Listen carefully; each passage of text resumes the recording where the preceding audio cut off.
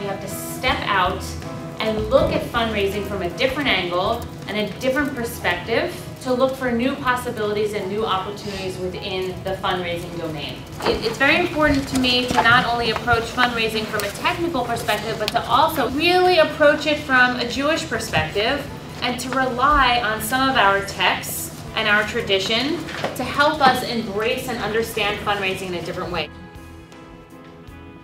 When I say the word solicitation, I want you to tell me the words, the images, the feelings, like what comes up for you when you hear the word solicitation?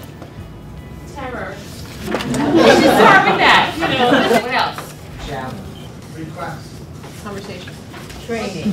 Hang-ups. Rejection. Excitement. Great. This is a typical list we usually come up with.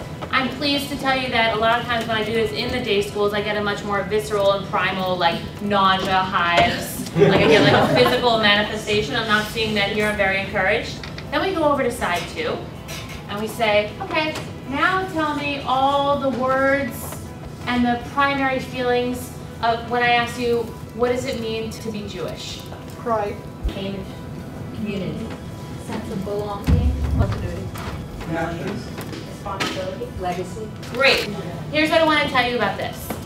All right? That solicitation is absolutely this. For me to tell you that it's a walk in the park or like getting a Swedish massage is being dishonest, okay? It can be hard, it can prevent, it can provoke, it can cause anxiety because there's a lot of weight to it. And when you're asking people to contribute funds and to give tzedakah, and it's something you really care about, it's okay to have some anxiety. Okay, so yes, solicitation is this. But my point is that if it's not this, right? If asking Jewish people to give Jewish dollars to Jewish day schools is not totally based on pride and legacy and heritage and value and education and community and commitment and responsibility, then if it's not this, it's not the job for you.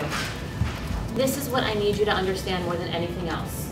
I can either show up like this, literally like this. I hope it's okay, I know it's hard in the economy, I know, like sort of from that spirit of apology and that spirit of this is kind of tricky and I hope you'll do us this favor. I can show up like this, or I can totally show up like this, from the spirit of I am here to offer you an opportunity. Do you want to get in the game? Like, do you want to invest in this product that has a huge return on investment? I know times might be tough, but I'm not going to apologize for inviting you to be a part of this. If I don't show up in that spirit, from the spirit of opportunity, I'm dead in the water. I'm dead in the water.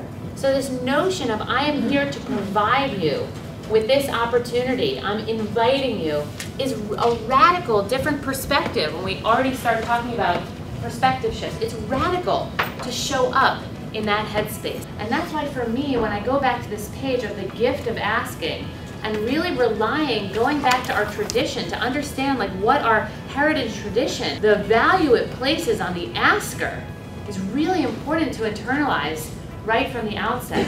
I love out of all these, the one that really connect with is from the Shulchan Aruch, which basically says is if a person convinces another person to give, then their reward is greater than when they give on their own. Pick the one that reaches out to you, that could be your personal motto, that speaks to you the most.